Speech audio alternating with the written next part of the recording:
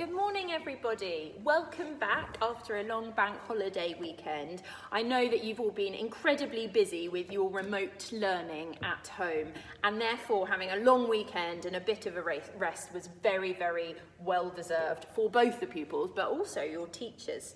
And how beautiful was the weather? I really hope that you managed to spend a little bit of time at least out and about in the sunshine, because it really was stunning. So our theme for the week, it is sustainability this week, and it seems like such perfect timing. I have to say, one of the most positive factors for me about lockdown is actually the ability, or having a little bit more time to notice the environment around me, and actually how much beautiful nature was around me all of the time, and perhaps I didn't really notice it. And this is actually one of the things that lots of other people have said to me as well, that they've really noticed the birds singing in the trees. Has anyone spotted the parakeets in London? How beautiful are they? Feeling the warmth of the sunshine on our faces. It's really reminded me and opened up my eyes to how much beauty is all around us. And I really hope that it is something that once the lockdown period is over, I cling on to and I remember. So we're going to take a little bit more time this morning to think about our environment. So our environment means the surroundings in which we live, but not just us, human beings, also all living creatures, so animals as well. It is our habitat, and therefore absolutely essential that we do what we can to look after our environment. So there are many annual events and weeks of celebration where we are expected to think a little bit more about our environment, and those days are really important. So Earth Day may be one that you have heard of before, but actually every single day holds the opportunity for us to celebrate and be thankful for the beautiful environment in which we live. One of the most wonderful feelings is being out and about in fresh air, breathing in fresh air. It's such a simple thing, but very, very precious to us. And how amazing is it to think that we have two things in common with every single person in the world, and also every living creature. The fact that we all need to breathe fresh air to survive, and also we all live on planet Earth together. To have something in common with everyone is really something quite special and very easy for us to forget. And since there is only one Earth, it is incredibly important that we do all that we possibly can to look after it. But sadly, the air we breathe is not always as clean as it could be, and therefore it can have a serious effect on our planet, but also on our health as well. Now, we call this air pollution, and all of you would have heard about that before. And pollution is something that is very damaging for our planet. It could be smoke coming from cars or transport. It could be from factories. It might be litter that ends up in the sea, harmful liquid that ends up in the sea, things that hurt our animals. Pollution can also be caused by waste, farming, and even within our own homes. So I thought it might be helpful for us to go through the different types of pollution, learn a little bit more about them, but more significantly, actually, to learn what we can do to improve the situation going forward, because it is all of our responsibility. So let's start with household pollution. This can come when we heat our homes or we cook our food. We commonly use what we call fossil fuels, such as coal and gas, to do this. And when these are burned, these fuels can release dangerous chemicals that go into the atmosphere and can pollute the air. So that all sounds maybe a little bit scary and possibly a bit sad to hear, but there are all kinds of things that we can do to try to improve it. So we can reduce the amount of modern appliances that we use. So that means turning off the light switch when you leave a room, for example, or making sure that if something is plugged in, that it's not turned on unless it's absolutely essential that it is on. And also thinking about renewable sources of energy, such as solar power. And all of these things can help us reduce the air pollution caused by households. Now moving on to industrial pollution. So in many countries, energy production is a major source of air pollution. So factories tend to burn a lot of coal, and they have diesel generators, often outside built up areas. And lots of factories use many very complicated chemical processes to produce what they need to produce. How can we reduce the pollution caused by factories? Well, again, and this is happening a lot at the moment, the research going into renewable energy methods will really help reduce pollution caused in industry. This might be solar power or possibly wind power, which you may have heard of before. And therefore, the amount of pollution caused in industry will therefore reduce.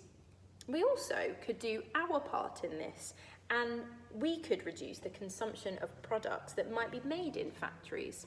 So products that come in plastics, for example, really thinking about whether we need to buy something, whether it's necessary for us. Transport pollution. Now this is one that you probably all know quite well. You would have heard about pollution caused by transport quite a lot, I imagine. And around 1/4 of all air pollution is believed to be caused from pollution of vehicles. Exhaust fumes contain dangerous chemicals, and we need to make sure that we are aware of that and that we think really consciously about the modes of transport that we use. I know that we do all kinds of different things here at St Dunstan's College. Our walk to school weeks, we've had step count days on the field, all kinds of different things, which has been brilliant because of course we received our Gold Award this year from our sustainable travel campaign, which was fantastic. But really thinking about whether we can get to our next destination without using transport that may contribute towards air pollution. And even if you were to use public transport like a bus, for example, yes, that does cause pollution, but of course a bus can carry lots and lots of different people. So it's much better for the environment than using a car, for example. And I know what lots of you are doing are car sharing. You've got car sharing situations, which is absolutely fantastic. That's great as well. Or parking a little bit further away and walking part of your journey. And I'm seeing lots more of you cycle into school, which is absolutely fantastic. So now moving on to farming pollution. So cattle and other farm animals give off a gas called methane, and this gas, methane, can damage our climate when it is released. Animal waste also releases dangerous gases into the air, whether it is burned or not. So what can we do to reduce the amount of farming pollution? And I know actually that lots of you are doing this already, but having particular days in the week where you may eat plant-based meals instead of meat-based products, that can be really helpful, even if it is just one day a week. If everybody is doing that one day a week, the difference it can make would be enormous. Waste pollution. So around the world, things are thrown away an awful lot, and they go into big landfill sites. And what happens with that waste is it is often burnt, and that therefore releases dangerous and harmful chemicals into the air. But again, there's an awful lot we can do to improve it. Thinking about the plastic items that we use. Okay, so a plastic bottle, for example, if you were to throw that away, it might exist for hundreds and hundreds of years. But if you use your own water bottle, which I know lots of you are doing, that you bring in, that you refill every day, that small action can have a huge, huge impact. So trying to reduce the amount of plastic that we use. Okay, it's very different to an apple, for example. If we were to throw away an apple core, before long it would break down into little pieces and disappear altogether. But plastic just doesn't work in the same way. So perhaps thinking about the snack that you might bring in to school every day. Is it something that comes in plastic? Or actually, could you bring something like an apple in, where no plastic is involved whatsoever? It's also important to think that if plastic isn't disposed of carefully or creates litter, it can be really harmful to animals who can get trapped inside. So there are some other ways as well that pollution can be caused that might not be as widely known. Not all air pollution comes from human action. Events like volcanic eruptions and dust storms can also cause a lot of problems with the air quality around the world. But there's an awful lot that we can do to help. So while it does sound a little bit scary, you, with small actions, can help make it better, and that's what's really important here. Small lifestyle changes made by lots of different people can make a huge, huge difference overall. Just like having the earth and needing fresh air with other people, okay, that's something that I have said before that you have in common with other people. How wonderful would it be if the third thing that you had in common with all living people was being able to look after our wonderful planet? So what are some of the things that we can do? Use public transport, car share, walk or cycle. Even if it's for 1 or 2 days a week, it will make a huge difference. Recycle as many materials as you can. Save energy, possibly turn down the heating a little. Turn off the lights when you are in a room and the lights don't need to be on. And make sure that you fully turn off any electronics when you are not using them. So at the moment you're using a lot of tablets or screens, laptops perhaps, actually they can be turned off completely when you are finished at the end of the day. Do they need to be on charge? If the battery is already full, can you turn off the switch? Reduce the number of single-use plastics that you use. So stop buying plastic water bottles, carry a refillable water bottle instead. Say no to plastic straws and plastic bags. They can be really harmful to sea creatures. Okay, so it's really important to reuse those, and I know that we tend to be really good at doing that already. Try and reduce possibly your consumption of meat and dairy products at least once a week. That makes a huge difference. So we have meat-free Mondays here in school. Okay, does that mean that when you go home, could you carry on meat-free Mondays and then Monday is your day, not consuming any meat or dairy products perhaps? Help to plant trees in your local environment with the help of your parents. You know, if there are big projects happening within your community, could you get involved? In school, we are really fortunate to have lots of resources. We can make sure that they last a little bit longer and don't need to be replaced if we look after them. So put the lid back onto any pens or felt tips. Put the lid back onto glue sticks, and then they last a little bit longer. Don't waste paper. Make sure if you have used a bit of paper and not all of it and there's still a little bit left over, that it goes into the scrap paper tray, because that will be really helpful. Think about water as well. Water is essential for life. Make sure that you fully switch off a tap if you're not using it anymore. And if you notice that a tap is dripping, so it might be at home or in school, tell an adult, because actually they can fix it and then we're not wasting water. Make sure that you pick up litter.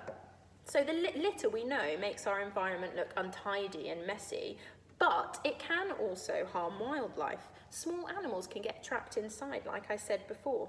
So please make sure if you see litter that you pick it up, that you don't drop litter yourself, of course, but actually it's not a bad thing if you see litter and you pick it up, even if it wasn't yours to begin with. You're making a big difference by doing that. Look after plants and wildlife. We can help our environment by growing and looking after lots of different types of plants and also looking after animals. These encourage wildlife, which helps our environment. Could you take up Miss Lean's advice of making a bird feeder of your own? Go on Firefly and have a little look at her top tips. Think global. The decisions we make every day can impact every part of the world. By reducing our impact on the planet, we can help make the planet a little bit better for other people. The future of our planet is in our hands, and with the help of everyone at home, we can make a huge, huge difference. It is our responsibility to look after it. So before we finish, I am going to read you a poem called Dreamer by Brian Moses. Dreamer. I dreamt I was an ocean, and no one polluted me. I dreamt I was a whale, and no hunters chased after me. I dreamt I was the air, and nothing blackened me. I dreamt I was a stream, and nobody poisoned me. I dreamt I was an elephant, and nobody stole my ivory. I dreamt I was a rainforest, and no one cut down my trees. I dreamt I painted a smile on the face of the earth for all to see. Let's take responsibility for painting that smile on the face of the earth. Today's thought for the day is by famous author Margaret Mead. Never doubt that a group of thoughtful, committed citizens can change the world. Indeed, it is the only thing that ever has. I would like you to think about the fact that we should not be focused on needing and wanting to protect our environment. Actually, what we should want is to work towards creating a world where our environment doesn't need protecting at all, because everybody is doing the right thing together. Have a lovely week, everyone.